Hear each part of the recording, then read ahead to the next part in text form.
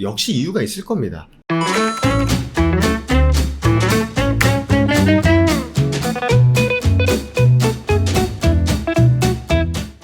네, 반갑습니다. 허브경제TV입니다. 이번 시간에는 대한전선 한번 같이 보도록 하겠습니다. 대한전선 오늘 개파락을 했어요.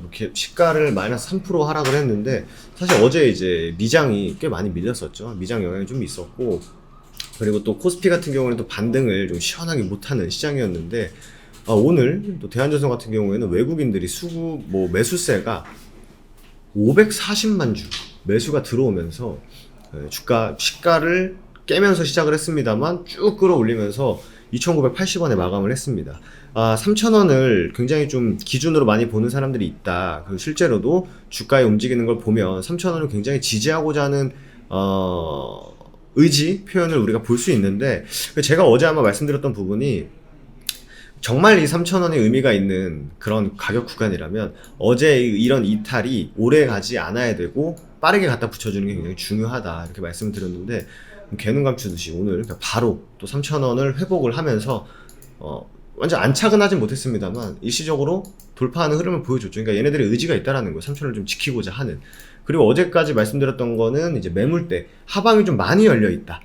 그렇기 때문에 만약에 추가적인 어제에 이어서 추가적인 하락이 나왔을 때는 하방이 좀 크게 열려 있다라는 부분을 우리가 꼭 염두를 하고 비중 관리를 꼭 해야 된다라는 부분을 좀 말씀드렸습니다. 성장주 쪽의 흐름이 좋지 못하다. 사실 오늘도 그랬고 어제도 그랬고, 결국 주식시장의 화두는 뭐였죠? 코로나 관련주입니다. 코로나 관련주. 그 안에서 진단키트 가장 강하고, 그러다 보니까 수소, 태양광, 해상풍력 이런 부분에 대해서는 매기가 잘 안 돌아요. 그렇기 때문에 시장에서 살짝 소외될 수 있는 그런 분위기임에도 불구하고, 말씀드린 대로 시장에서 그 외국인들의 수급이 굉장히 많이 들어오면서, 보시면 외국인 수가 엄청 많이 들어왔죠. 엄청나게 많이 들어오면서 반등을 이끌었고, 그 이유에 대해서는 제가 볼 때는 어떤 특별한 호재가 있어가지고 들어 올렸다라기보다는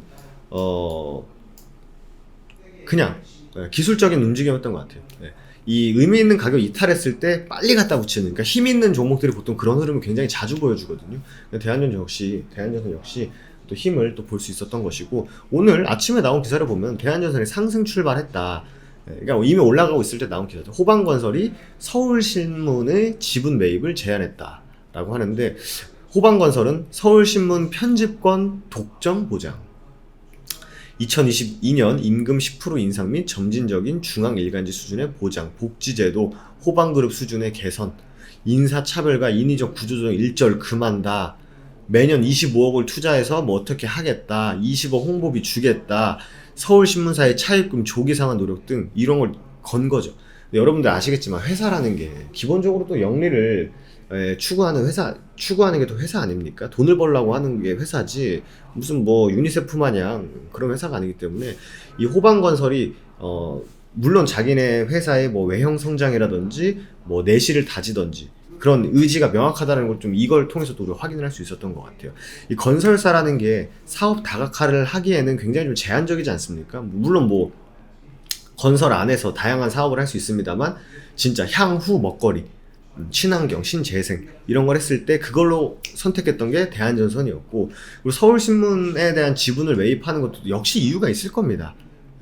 제가 대한전선의 내부자가 아니기 때문에 어떠한 이유가 명확하게 어떤 이유 때문에 지분을 인수한다라는 건 알 수는 없습니다만, 어쨌든 회사도 홍보하고 이런 이유가 있겠죠. 그런 이유, 어떠한 이유가 없이 차입금 상환해주고 매년 20억 홍보비 집행해주고 또 뭐였습니까? 복지제도 해주고 매년 25억 투자해가지고 디지털 인프라랑 해외 지사 특파원 확대, 기자 충원, 재교육, 이걸 하는 데는 다 이유가 있다라는 거죠.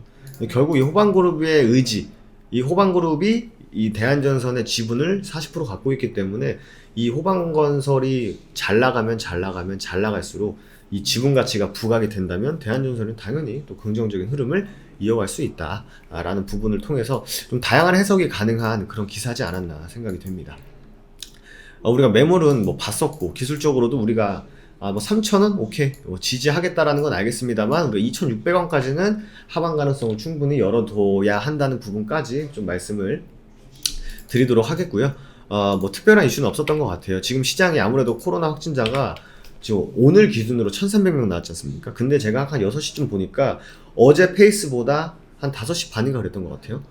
100명이 더 늘어났어요. 동시간대 대비해서. 그럼 당분간은 코로나 관련주들, 바이오 관련주들로 매기가 많이 쏠릴 것이다. 수급이 굉장히 쏠릴 것이다. 라는 부분을 우리가 염두를 해두고 대한전선을 대응하시는 게 굉장히 중요하지 않을까 생각이 됩니다. 지루하다고 막 갈아타고 막 이거 같다 저거 같다 하는 것보다는 그래도 내가 갖고 있는 종목, 내 종목에 대해서 어떻게 대응할 건지 너무 이렇게 철새처럼 왔다 갔다 하는 것도 별로 좋지 않습니다. 네.